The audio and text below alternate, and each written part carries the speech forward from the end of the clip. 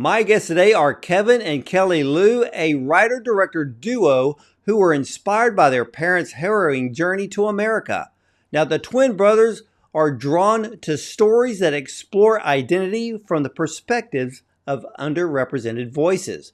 Now, they wrote and directed several award-winning short films, including A Real Boy, which won Best Sci-Fi Film at USC's First Look Festival, and The Mattress, which received the SCA Edward Small Directing Award and was invited to premiere at the Los Angeles Asian Pacific Film Festival.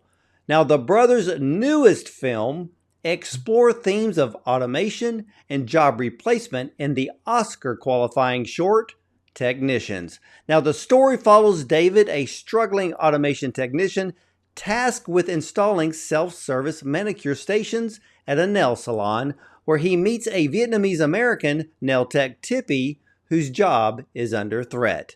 This film was made as part of Indeed's Rising Voices program, an initiative set up to discover and invest in and share stories created by the BIPOC filmmakers and storytellers. So, ladies and gentlemen, let's welcome Kevin and Kelly Lou and their Oscar qualifying short, Technicians, to the show. Welcome, gentlemen.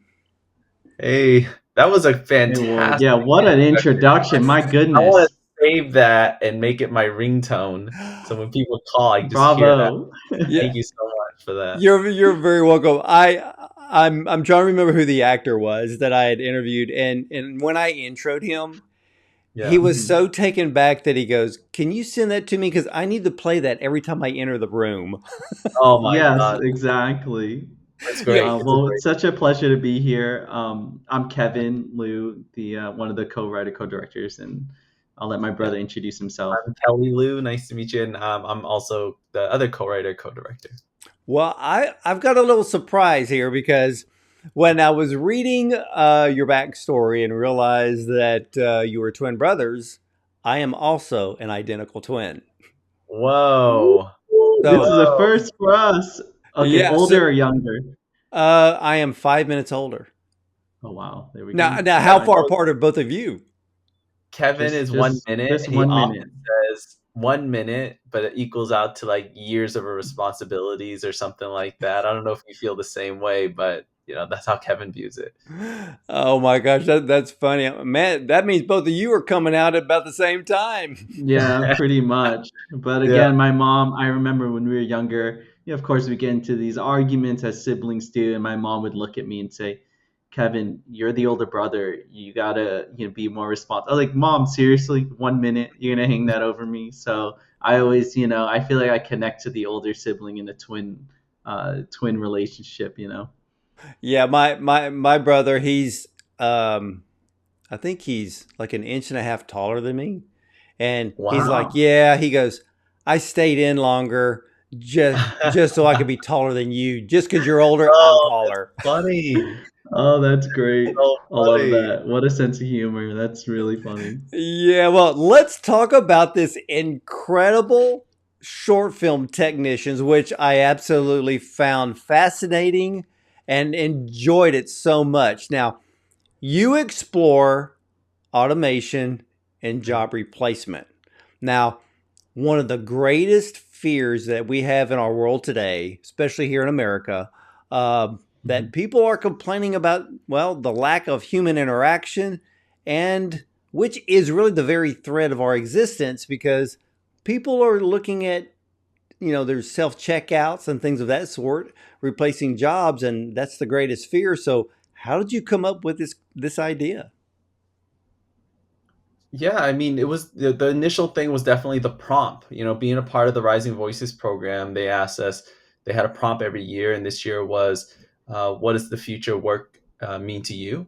And Kevin and I immediately thought about our parents. We thought about our mom working in the nail salon industry, and just and how synonymous the nail industry is with the Vietnamese community. And this theme kind of worked its way up to us as we were thinking about it. Was for some people, a job isn't just a job, it's their identity, it's a piece of their culture. So we knew we had a lens there that we wanted to explore. But the other thing that invaded into our mind as we were thinking about the idea was, the who are the people who's installing those self checkout machines. Like, these are blue collar workers. They're not the ones who thought of the idea. They're not the Silicon Valley, tech people who figured this thing out. They're just workers. And what is their life like? What would drive someone to be seemingly okay with just installing a machine that they know initially eventually replaces people?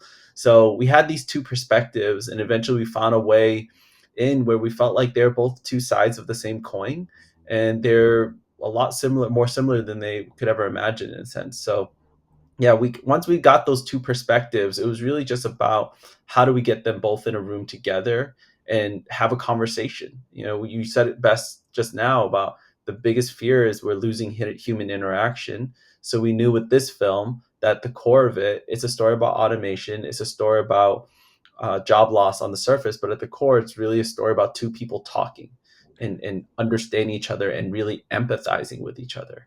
And that is Yeah. something I feel like it's universal. It'll be something that we will always need through the rest of time. So yeah. Yeah, when I walk into a store, and I think, self checkout, that's where you see it at the grocery store or one of the bigger hardware type stores. And when I go in Mhm. there, I do everything I can to avoid the self checkout. Yeah. I Mhm. would rather stand in line and wait. I mean, as long as the wait's not forever, sometimes you're Yeah, kind of for forced sure. to go to self checkout. But if there is a human standing behind the cash register, I want to stand in that line. Yeah. Mhm. Yeah. You Yeah, I know, think that was definitely something that popped up in me and Kelly's radar. We're just talking, like, we understood, like, even what you said, you're like, yeah, I want to stay in that line as long as it's not too long. We totally understand there's the convenience of these things. And so we didn't want to demonize advancements in technology. These things are supposed to be helpful for people. They're supposed to lessen the load for people who have so much going on in their lives. We understand that completely. The other side of the conversation we wanted to have was about, but what do we stand to lose, and to be mindful of how that alters how we present ourselves in the world. Like, for people who don't have many human interactions, they kind of, maybe that becomes interaction actually ends up becoming an obstacle to them. And that's not what automation was supposed to be. These advancements is supposed to help us connect and help us have more time to, spend with each other, our family, and whatnot. So, you bring up something that a lot of people really need to start thinking about. So when mhm. Apple debuted the iPhone in 2007, Hmm. their idea is you're going to be connected with humanity in ways you've never thought. And Hmm. then from that point on, that's when social media was created, and as the whole world thinks they're connecting with one another, we're actually disconnecting with one another at the same time. Yeah. Mhm.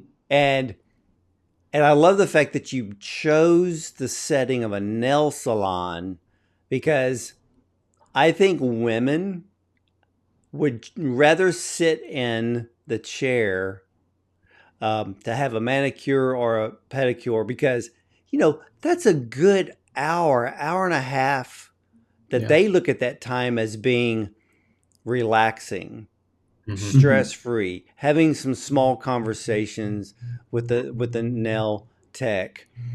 But then when I looked at the machines that you created for this film, I'm Yeah. thinking, okay, how many women would actually walk in, have their nails done? Let's say it was a 2 or 3 minute process in the Yeah. automated machine, and then just leave.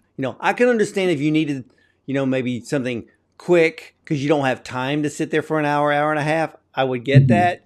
But I'm like, no, I think for the majority of women, they're going to Mhm. choose to sit in that chair and use that time to de-stress and just enjoy being there.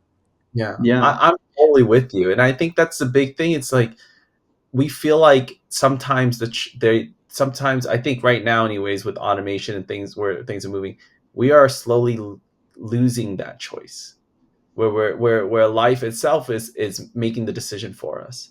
I go to self checkout because I gotta hurry up and grab my kid, because I can't, I have a 1 year old at home, and I wish I could afford daycare or something, but we can't afford that stuff, so I gotta leave and come back, and like, that forces my hand, in that I have to go something convenient and easy. I have to hurry up and just get it done and get out, and I don't have time to interact with the person. I'm always the person to be like, let's go and have an interaction. I probably talk too much at a cashier line, but life itself is making the decision for me. So I 100% agree with you. I think the reason why people love getting their nails done or going to a barber shop is it's you have a sense of community. You have a time to talk to someone and just relax and decompress.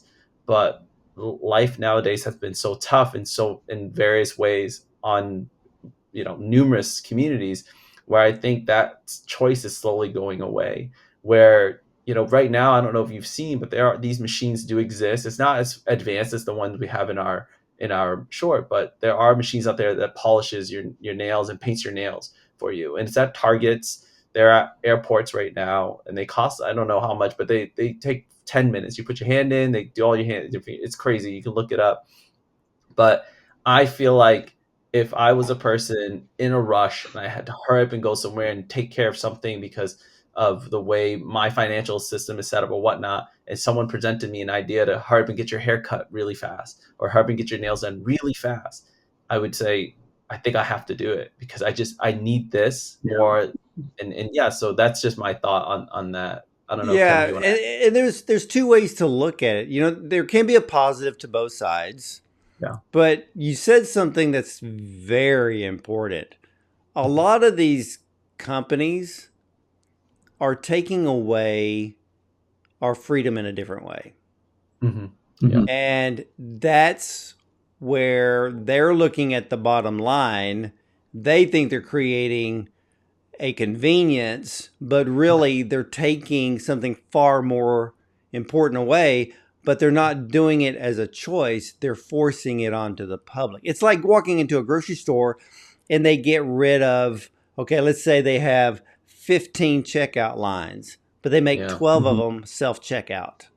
Yeah. Yeah. Okay, that's forcing an issue Mhm. onto the public and then laying off 12 other people. Yeah. Yeah, Yeah. exactly. And it's presented, I think sometimes it's presented in a way that it's beneficial to us. It's telling us, oh, this is more convenient. And next thing you know, we're the ones bagging everything and doing what it's like, wait, when did I Yeah. start working at Target? Like, how did this happen? So it's like, I do think it's presented that way. And I do think it's like a bit of what Kelly was saying. It's just like, they take the choice out of our hands sometimes and we have to just go with it. But again, a bit of this film is just really trying to pull down these big broad concepts. Automation, okay, that's really a big topic, so much nuance, but we just pulled it down in our eyes to the singular perspectives of the everyday people on the ground who are like our parents, who just are just trying to get by and how it affects them, and they feel trapped. Our lead character feels he's forced. He's like, I'm just trying to make money to get by, to take care of my people. It's nothing personal. Whereas Tippi's like, it is personal to me. So yeah, it's tapping into all these nuances within this very broad topic. Yeah, and it's just, and but the great thing about this film is that it's very focused. Um, it's a great story to follow along with because not only did I love this film, but you cast both J. Alphonse Nicholson and Cathy, I hope I say her last name correctly, Bui, I Yeah. think.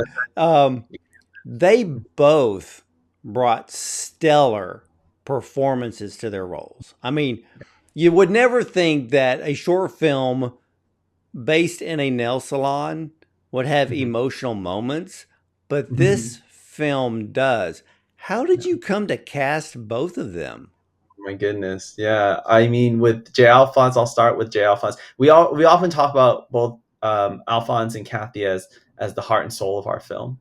100%. Like we said, we knew going into it that the film builds to their conversation. And it's tough because you would think most movies it's like show don't tell. For this one specifically, where like it's going to be a lot of telling. It's going to be it's a story about ideas. It's a story about people pushing their philosophies and trying to get other people to empathize and agree with them. So we knew there was going to be a lot of talking. So we knew we had to have actors who embodied a sense of empathy so that the audience can see themselves in them. So when we first got Alphonse, it was actually through a good friend of ours who had worked with him. Early on, we knew we wanted to find someone who was honestly outside of our community. We wanted someone who wasn't Vietnamese. We wanted someone who didn't have any sense of what nail salon means to the Vietnamese culture. So when we talked to our friend about any actors that he knew, he brought up Alphonse. And as soon as he said it, we knew who Alphonse was, but as soon as he said his name, Kevin and I were like, that's it. Like, that's David. So we wrote with his voice in our mind. We had no idea about schedules. We had no idea about whether Alphonse would even be interested in doing this short. We were still developing the script through the program. So 2 months later, our friend had said, if whenever you're all ready, just send me the script. I'll send it to Alphonse. So about 2 months later, we, like we said, wrote with his voice in our mind. We sent the script to our friend. Our friend sent it to Alphonse, and our friend sent us back a screenshot of an email response. And he said, like, I want to meet these guys. I loved it. And it all happened so fast. It was one of those most beautiful things where I feel like in the industry, you're so used to things taking so long. This was a moment where an artist read our work and he felt connected to it and just wanted to work with us right away. So it was great. And yeah, with Cathy, there isn't a lot of Vietnamese specifically representation in Hollywood. We were a little bit scared because we didn't know what were our options, and we luckily had an amazing casting director, Christian, who was, fantastic. He's an Asian casting director, so he knew what the landscape was like. And we ended up seeing, I want to say, what do you think, Kevin? Like over 100 self tapes Yeah, it's of pretty these close. actresses. All for one role, one major role, which was really disheartening. I think as Vietnamese American filmmakers, we kind of had to look at each other, step outside of technicians, and look at each other and say, like, we need to succeed so that we can make projects that give more opportunities to our community. So it was a bit, obviously we were excited about getting so many, tapes to look at and all, but at the same time, it was really disheartening because we only had one role. And, like Kelly's saying, we had a lot to review, but when we found Cathy, who we actually had heard a little bit about Cathy prior to, because she was cast in a show that never took off, but it was announced to the trades and everything. So just, a great example of how exposure can get you onto people's maps and stuff. So she had been sort of on our radar, but when we saw her audition, it was just remarkable. And we knew right away, like, okay, we have our two players. And the first time we had them sit across from each other and do that scene without spoiling anything, doing that scene, it was magic. It was just absolute magic. And you can tell there's two different people, two different generations too that was at play, like so many odd couple things. And then as as a conversation, like you're saying, there's this emotional moment.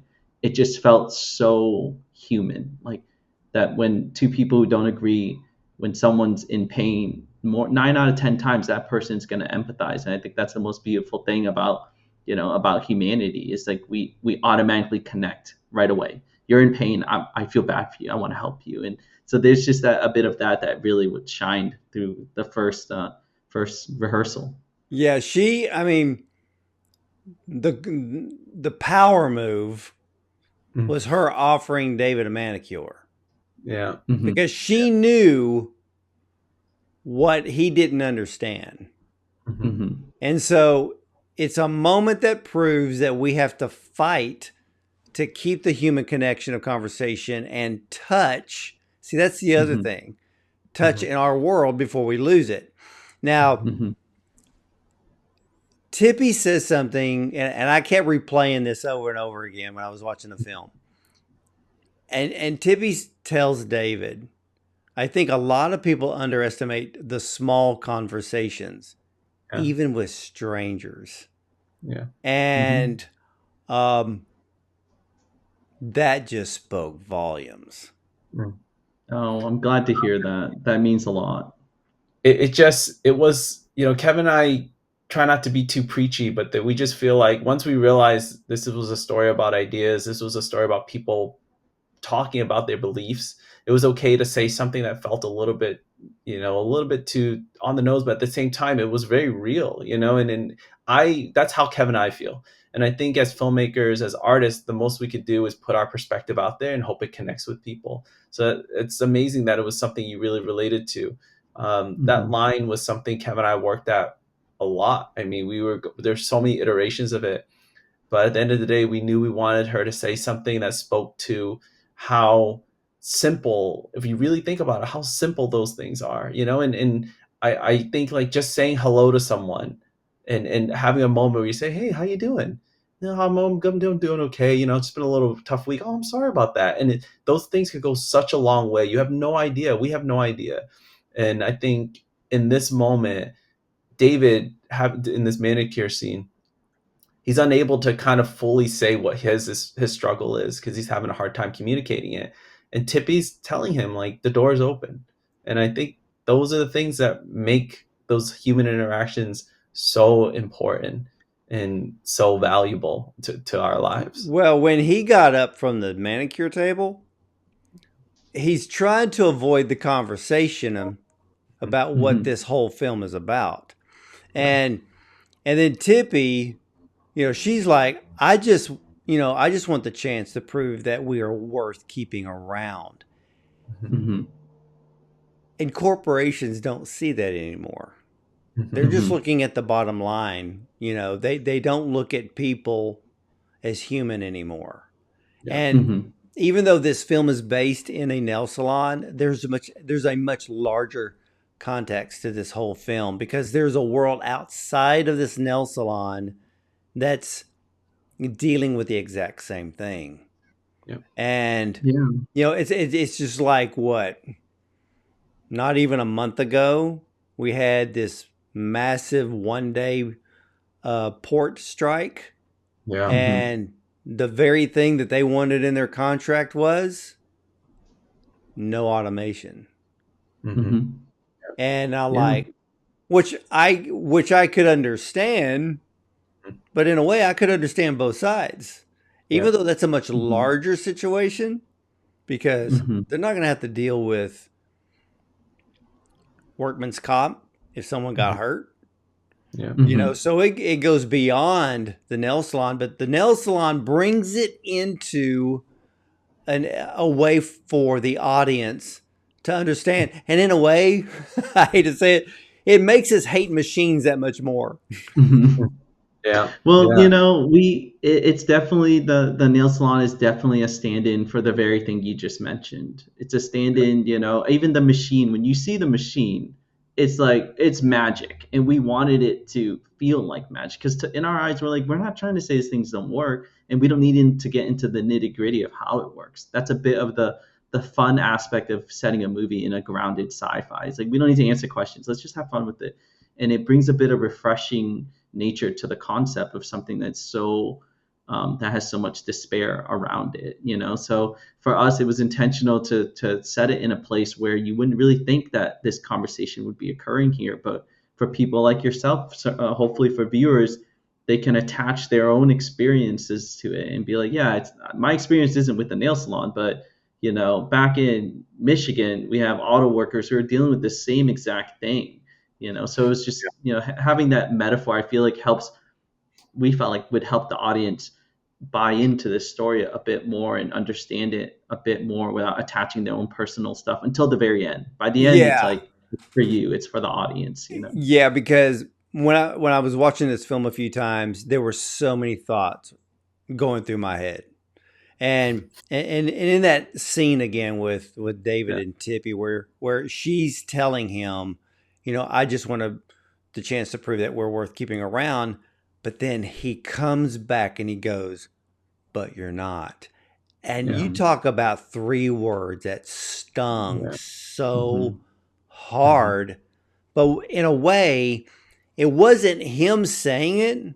It was corporate America saying it. Yeah. He's a product of his environment. Is what it is. It was something someone said to him. I'm sorry, Kevin, you were saying? No, that's it. Go ahead. Yeah.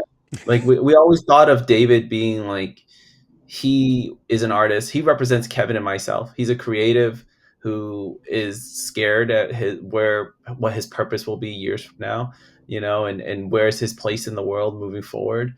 And he's someone who's been dealt a really terrible hand, and he's already been wronged. And so when he says that, we always imagine someone said it to him, and now he's saying it to her, and he's going to turn her into him, and just all these similarities, and I think that was a big thing. Even Kevin was talking about their differences at the top, and it was all intentional. We love the idea of how they physically look so different. Like, he's so big compared to her, and like when they sit in the chair, she's looking up, he's looking down. There's so many different things where you're like, these two sitting together is so interesting and so weird at the same time. Yeah, he's much more restrained when we meet him. Yeah, His voice had been like really stomped down, and his spirit is really down. And when she meets him, she's like, "Hi, how you doing?" Like like a welcoming presence.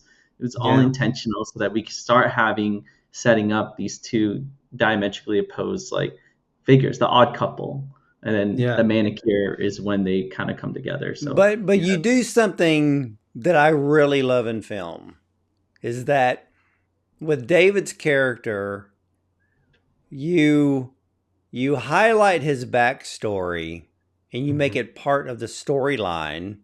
And I'm not mhm. going to give the ending away because I want people to see this film, but his yeah, backstory really plays a Mhm. very, very important part in this, mhm. which really made me smile That's because good. I was Good. I'm like, glad. yeah. Feels good. Feels good. It's a I nice know hug. all the It's viewers a are right now warm like, what are feeling. they talking about? All the viewers are You like, know, they're being so cryptic. Yeah, it was rewarding David and rewarding the audience in our mind. It was we wanted this to be a story of hope. We wanted to be a story where coming out of it you felt like, man, can I make that same decision? Whatever, just something familiar with that or similar to that. And that ending itself, I will give credit to Kevin. He's the one that really was like, what if this happened? And then I said, write it down. Genius. You're a genius. You're a Well, genius, Kevin. it was genius because what was so cool about it was, without giving it away, I mean, Yeah. everybody's going to wonder, what are they talking about? This, ladies and gentlemen, this makes you want to see the film. So if you want to know what we're talking about, you got to see mhm. it. Please But do. what was so cool is that in a way he has the talent Yeah. and proved that he outsmarted is all I want Yeah. to Mhm. say. Yeah. Yeah. And Yeah. and ever so subtle, you Yeah. know. And Yeah. and I love the actress she chose for the owner of the salon Mhm. because I hate She was her. so wonderful. Yeah. She's so No, good, and she in was during the audition, she really brought that character to life. And I remember I looked at Kelly and I was like, she made us sound like way better writers because she would ad lib certain lines. I was like, I love that, and that's the best part about we're not we don't I don't believe we have a big ego. We just are like whatever tells the best story, and Mhm. we're there to we paint the picture on the page with the script, but we let the actors interpret it their own Mhm. way, and we start having those conversations, and that's the best part about filmmaking. So Yeah, and yeah, with we love your her. character, Devin Kelly is the actress. Devin Kelly, she's she's remarkable, fantastic. and And it's not she even yeah, like you with her character Julie. It's she was just oblivious. She doesn't her character in our mind had never really faced hardship. So she doesn't recognize it around her. And that was the thing. We didn't want her to be too much like a quote unquote like Karen. We want her to feel like someone who just this isn't something she has ever really dealt with, and she doesn't really need to deal with. She's privileged in that sense. So she's oblivious, and we think Devin played it in a way where she wasn't too mustache twirly, and she was just more, I'm just doing my own thing. Like, she's like, I'm vibing on my own energy over here, and she doesn't recognize that David and Tippi and everyone else is it's very struggling to matter make. of fact. Yeah, Yeah. Yeah, very matter of and you're right. She wasn't a Karen, Hmm. and she's like, "Hey, I bought this salon. I'm going to improve this salon. I'm going to automate most of it, Yeah. and had no, literally, she was so completely disconnected Yeah. to Hmm. humanity that her part just worked to perfection. Hmm.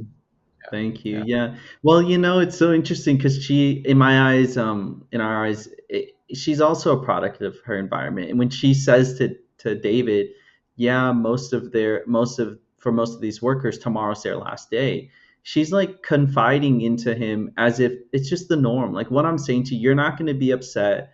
This is just normal, everyday things I'm saying right now. And she's like, "Yeah, it's just their last day is tomorrow. It's just par for the course, right? It's just so." Yeah, I think we had a lot of fun building her character, and we like adding levity to like dramatic stuff. So she brought some levity to it all, and it's all just to work our way to the emotional stuff. We wanted to disarm the audience and have them be like, okay, let's just watch it and enjoy it. And then next thing you know, like you said earlier, it's unexpected because I think in real life it's unexpected when It people is. get It is. emotional. It's just Now, like whoa. what surprised me, and if I get this right, Hmm. Hmm. you released this film in June of this year, and now you're Oscar qualified. How in Yeah. the world did that happen so fast? This all goes to the Indeed team and the Rising Voices team, of course, and Hillman Grad. They really pushed the films to play in theaters, so we were able, like, there's various ways you can qualify for Oscar contention. You can win one of their Oscar qualifying festivals, or you can.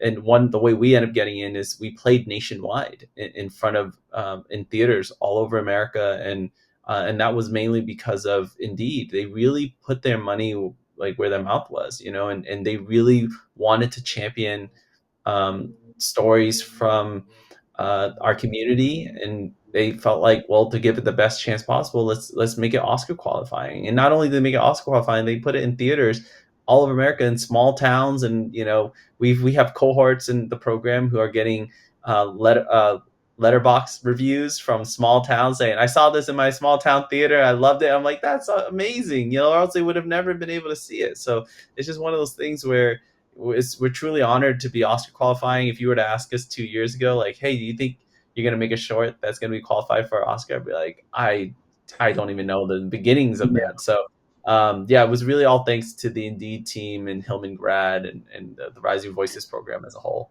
So was And that, like you. you're the third or fourth one that I've talked to who was Mhm. qualified that way. And Yeah. so that means your film is shown in all of these theaters Mhm. before a feature film, correct? Yeah. Yes. Yeah. So our film, I think we played in front of some of the major blockbusters. So it played in front of Deadpool and Wolverine, which, Yeah. again, I'm like, I'm not sure the people who went to go see Deadpool and Wolverine were ready to see a movie about automation in a nail salon. But hey, it's like we get there, and for people to just sit down and be able to take some minutes out of 16 minutes out of their day, we're Yeah. so like very it's a very privileged thing to be able to say, and we're very proud of the fact that we have that opportunity. So it's been a whirlwind. Like you said, it's very, very fast. Even when you say it now, I'm like, I can't believe we only played in June. That was so, it feels like a lot has happened since then. I But mean, yeah. that happened to a film last year where Hmm. they didn't their first showing was in like June or July. They got Mhm. qualified in September, one of the Wow. last qualifying festivals Wow. for Oscar qualification, and then they ended up being nominated. Wow. That's awesome. Wow. Congrats to So them. Yeah. I love looking at the journey of time because I'll talk to some where I said, "How long did it take you?" And they said, "Oh, it was a 3-year journey." Or some of them were like, "Oh, well, we finally got it done in January," and then they go through the whole festival situation. But the story's different with everybody.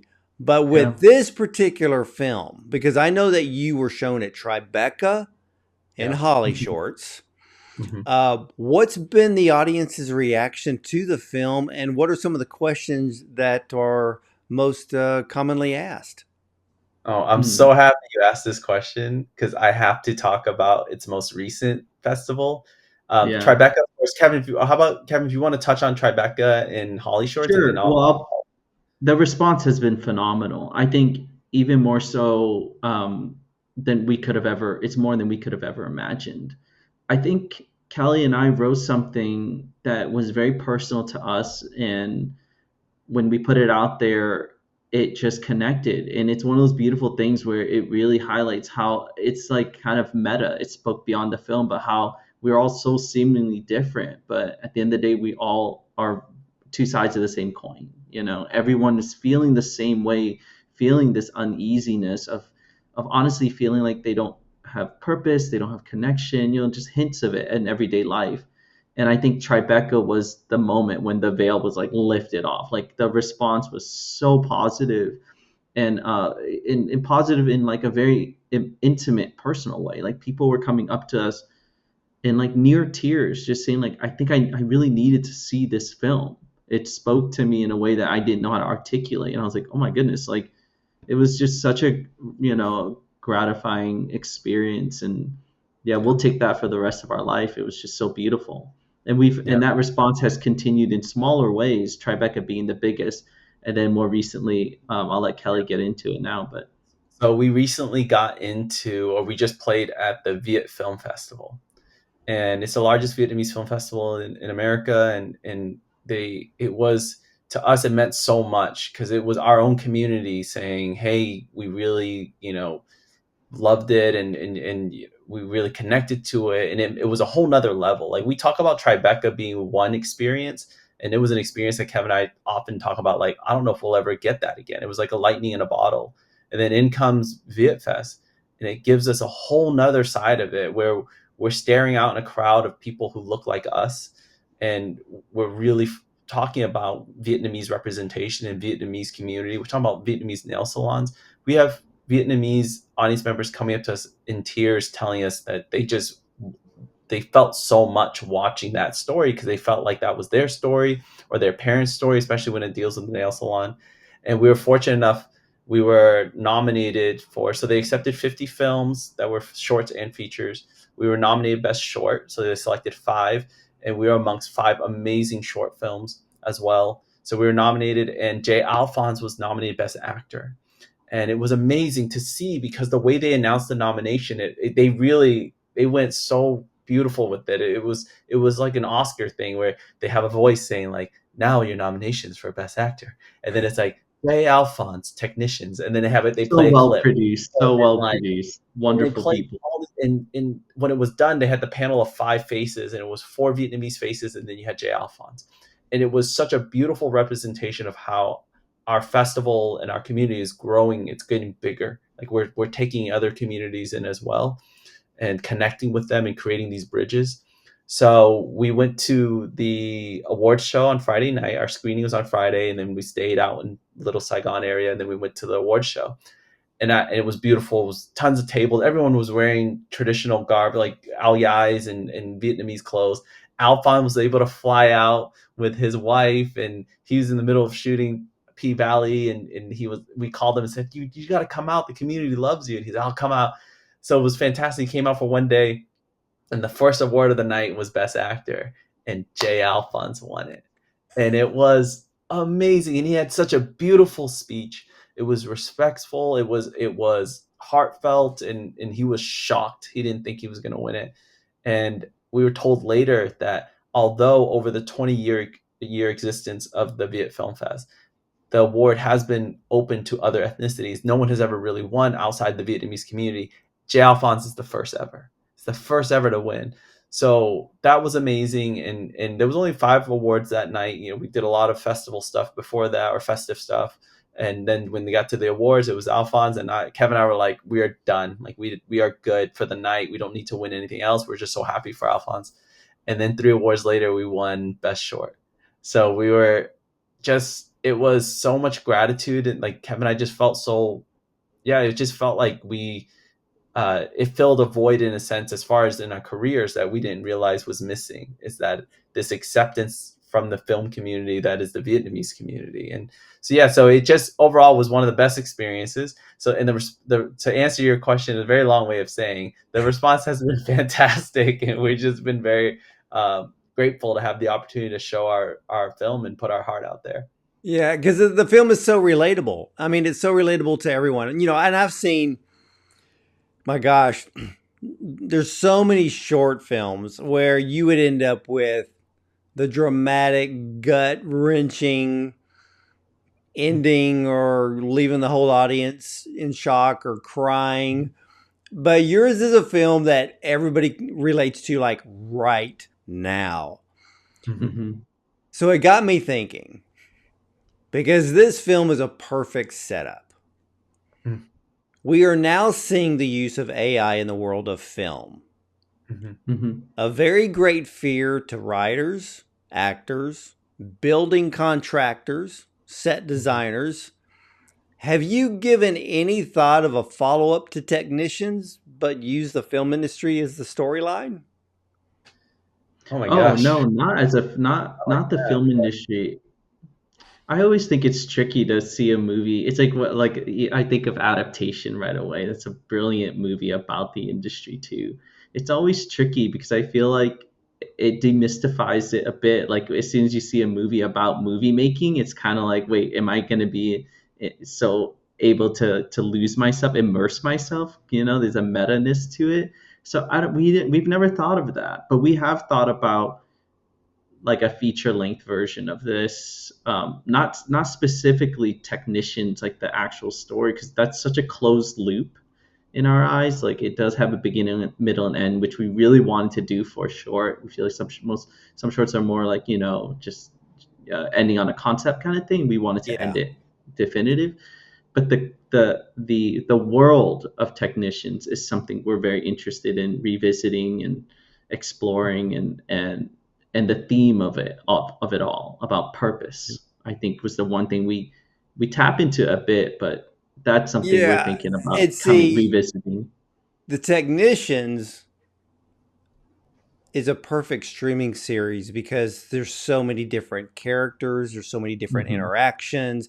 You have Yeah, the technicians, you have the customers, you have the owner, yeah. the list goes on. So the storylines are Hmm. endless. But one of the things that made me happy about this film, Mm-hmm. and I don't see this very often, especially Mm-hmm. in today's short films. You know that there are short films that are created. They're basically a video business card to Hmm. to hopefully finance a feature based on the short film. Hmm. Like a proof of And concept, right? yeah, and Hmm. Whiplash was probably the perfect example of something like that happening. And but what I loved about this film, and I noticed it the moment it was over, because I was sitting there watching it, and at the moment it was over, I said, "Wow, this is a true short film. It had a beginning, a Yeah. middle, and an end, and there was nothing there that was going to say we made this to create a feature. We made this Hmm. because we're going to do a streaming series. No, we made a short film, and that's what this is." Hmm. And boom, Yeah. and I'm like, finally, somebody made a short film, emphasis on short, and Yeah. without any further purpose than what just the film was about. So I hand it to you for doing that, because I truly do not see that very often. And I think this year alone, I think I've only seen one film Wow. Oh wow. that I know, so rare. that I Yeah. could say is okay, that is a short film, and they are not going to expand this beyond that. Hmm. And because I don't see that very often, because you know how filmmakers are. Yeah, for Everybody's sure. Oh, and we've done everybody. that too, for Well, you got to sure. be, you're focused. A lot of them focus on a bigger picture, and I get it. Yeah. We are in an industry of dreamers and Mm-hmm. people who create and imagine things, and there's always thinking of the next thing, or I want to take this thing and I want to make it bigger. Yeah. But Mm-hmm. sometimes you just gotta make the beginning, middle, and the end. That's Mm-hmm. it. And don't go any So, further than that. It's like a feature film. If you do it right the first time, don't kill it with a sequel. Mm-hmm. No, yeah, we hear you, and we. I'm so happy you connected and resonate with that. It was big. It was one of our major things we wanted to do with this short was we wanted a complete arc. We wanted to challenge ourselves, and it was tough. It was tough because it was, objectively speaking, we weren't able to really, we didn't know if it was working. We didn't know until it played at Tribeca. Even when we played it to Because it our was friends, happening so fast. It was happening yeah. so fast. Yeah. And then I still remember a very nice gentleman came up to me after Tribeca, and I was still trying to figure out, like, did that work? And my wife is with us. She's like, Kelly, it was great. It played great. And I was like, I don't even know. I can't tell. I'm so, like, the fog of Tribeca is in the screening. And a man came up to me and he said, hey, you guys did Technicians? Oh, yeah. And he goes, loved your film, man. It's the only one with an arc. It was the only one with an arc, and I couldn't believe you were able to do it. He's like, I don't know how you guys were able to do it. You got a full arc in there. And he was like, you did a great job. And he was smoking his cigarette. And he was flicking his cigarette. He goes, great job, man. Great job. And I was just like, what is happening right now? So, No, it yeah. was. I mean, but we have done shorts before where it was more of a proof of concept. I personally feel like the short medium. I agree with you that our film is a short film. Like it is a film, 3 acts and whatnot. But that's just our eyes of what a film is. But short mediums allow for so much creativity. They allow people to just experiment and do so many wonderful things that for feature films, which have a lot more at stake, they're not able to have afford that that leash, I guess, that long leash of trying things.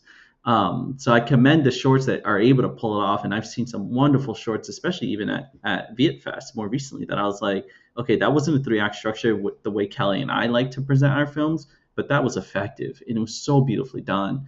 But for us, for technicians, we wanted so badly to have catharsis and have a moment of change because that's what the whole movie was about. Was can I convince you to act out of what you've been conditioned to act?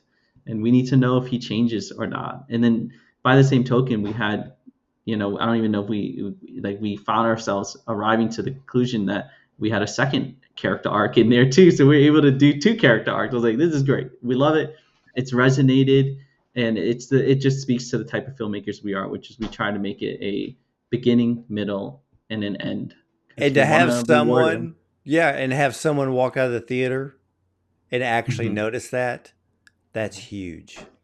Yeah, You it know, means but a lot. and there's this and I don't want to, I'm not going to give this away because there's almost like Mhm. there's two endings in this film. Yeah. So I'm not gonna, We will. I'm not going to give away either one, but it's the one where Jay Alphonse and his mom, Mhm. and that's all I'm going to say Yeah. because Mhm. that little scene, I Mhm. know. man, I know. it That I says get chills just so. thinking about Yeah, it. I'm getting chills now just thinking about it because I can see what he's doing in that Hmm. scene, and Yeah. that scene speaks so Mhm. much, and but it tied it all together. You know, Yeah. Yeah. people are going to look at the ending and think, Mhm. "Oh yeah," but then there's that scene, and then Yeah. Hmm. and that's what completes this whole film. Yeah. We That did a lot was of the visual exact response. Yeah, we did a Uh, lot of visual motifs too, so hopefully people catch that. I'm not going to say it because it does spoil some stuff, but we did a lot of visual motifs from the beginning and really try to plant and pay off at the end. Um, yeah, it was a lot of little things that we felt like an audience will subconsciously understand, it and was with really. Oh, sorry. Go ahead, Kelly. oh no, I was just saying it was just like a great overall, being a part of Rising Voices was one of the our best experiences creatively. They allowed us a chance to tell this story, and this story has given us a chance to meet people like yourself, really thoughtful, creative people, and been able to discuss things that are important with, which is why we want to make movies, right? It's like to have conversations, to have shared experiences. um, so yeah, I'm happy you connected with both endings with this film. Yeah, Oh I yeah, think. like I said, I watch them, and I I hate to admit it, but sometimes I feel like that I'm pulling a scalpel out because Yeah. people don't. And see, this is a thing that I love about short films because short films bring something that features do not. With features, they're made to feed the public. Public goes sees them. Half of them are their eyes are glassed over half the time, Mhm. and you can get through a bad scene or you can get through a slow scene and move on to the ending. And either people are going to love the film or they're not. Yeah. Short film is a whole different deal.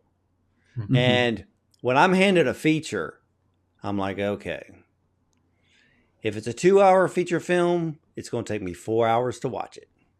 Mhm. With a short film, I can watch it over and over again, but I like to sit there and go, ah, okay, okay, let me see that scene again. There's something in that scene the director's trying to say or trying to Mhm. show. Yeah. Was it through dialogue? Was it through the music score? Mhm. Was it through a camera movement? Or is there something that is in the scene that the general public is not actually going to notice or focus on, but there's an element in the scene that is going to lead to another scene? So Mhm. there's always the connections with a short film, and I love the creativity of today's film directors. I don't care if they're seasoned or if they're just up and coming, because Mhm. everybody has a different way, a different eye, and there's just magic. And I say this over and over again, and I laugh about it now. Some of the big people in film go short film, can't make money on them, and whatever. Mhm. But I'm like, that attitude doesn't go very far because all the studios now are pumping in so much money to create short films because they think it's the easy road to an Oscar, and it's Mhm. not. Because there's a lot of Mhm. studios that have lost millions chasing that golden statue on a Mhm. short film. Yeah. Oh So, wow. Yeah. so to me, Mhm. all praise to the independent. And if they have Mhm. great backing, more power to them. Yeah. But there is Yeah. power in the short film. And I've said this to other filmmakers, give us 2 years, 3 years, and the short film is going to be the modern feature film in a whole new genre in which people view cinema. Yeah. Yeah, Yeah. it's totally plausible, and especially nowadays with the way everything is going, the way the industry is turning. We have the next generation. I think I just saw a study the other day saying like I think like 17% of Gen Z's watching TV. Like 17, that's crazy, and it's only getting shorter. By the time Kelly's daughter is going to be at the age of she's watching TV, it might be in like single digits. If things don't change. And I do think it's attention span. I do think it's they just don't have we were talking about being forced into something. It's like they don't have the time. They watch shorts instead. Maybe that'll be the way people reach people in our medium is through storytelling, is through short films. Totally plausible. Yeah, Yeah. I completely agree with that because I know today's television. Sometimes I sit there and I go, why did they write a check for that? Yeah. And Mm-hmm. it's basically just it's being forced to create content. Mhm. Mm-hmm. And I call it creating content to feed the beast, and Mm-hmm. and today's public is the beast. I mean, most streaming services are heavily in debt Yeah. because Yeah. it's content because the viewing public gets bored very quickly. Yeah. Yeah. And and if I don't know if you've noticed this or not. I have noticed this, but with streaming, they're changing the rules now. So Yeah. it's rare that you're going to see somebody upload, let's say, 8, 10 episodes of a series at one time. Now Yeah. they're like one, or they may do three, get Mm-hmm. you Yeah. hooked because you got to get past the first three for the character development. Yeah. Then they give you one a week Yeah. because Yep. like they did with Stranger Things, they fed the whole thing to us all at one time. We watched it in 2 days, and then we're sitting around for the next year and a half waiting for the next season. Yeah. Yeah. Yeah. It's a weird cyclical thing where it's coming back to what it was before. My hope is that the filmmakers like our cohorts from Rising Voices or our other cohorts from the Viet Film Fest, that they're giving an opportunity. Like you were saying, they could be brand new out the box directors or writers, and they're just so creative and they're hungry. They want to tell stories. And that's what we've been seeing, especially on the festival circuit. We're playing alongside films, like Kevin and I are sitting there, and like we said, we've been in this industry for quite a bit now. So we've got some years on us, but we'll sit across from someone who's just going into college, just starting their first, and this was their first film. And I'm like, gosh, you have such a bright future. I'm It just was so impressive. excited. It was very So impressive. A couple films in particular at the Viet Film Fest that were from Germany. One of them was a documentary. It was called Kevin, if you can help me. Everything Belongs to You. Everything Belongs to You. German, Vietnamese filmmakers.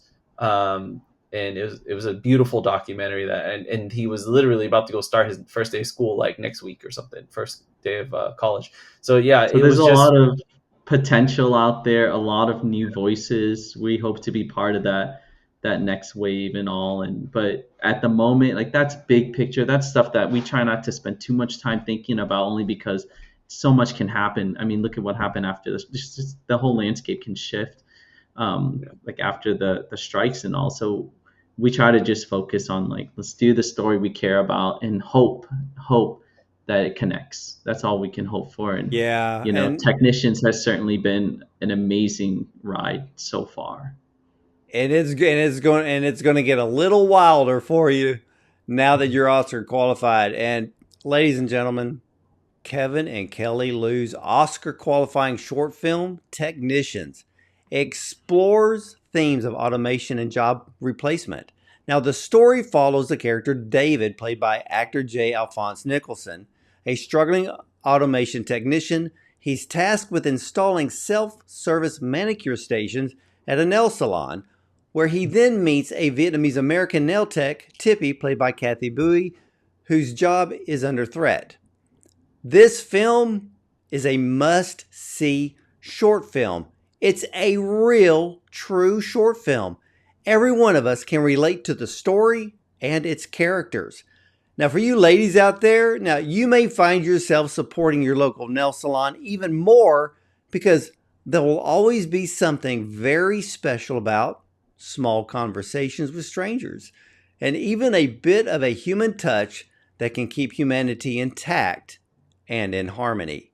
So I want to thank both of you, Kevin and Kelly, for sharing your amazing film with us today, and much, much success to you on your run to the Oscars. Thank you so Thank much. you so much. We appreciate it. You're very welcome. Hey, ladies and gentlemen, you'll either see me at the movies or from the red carpet.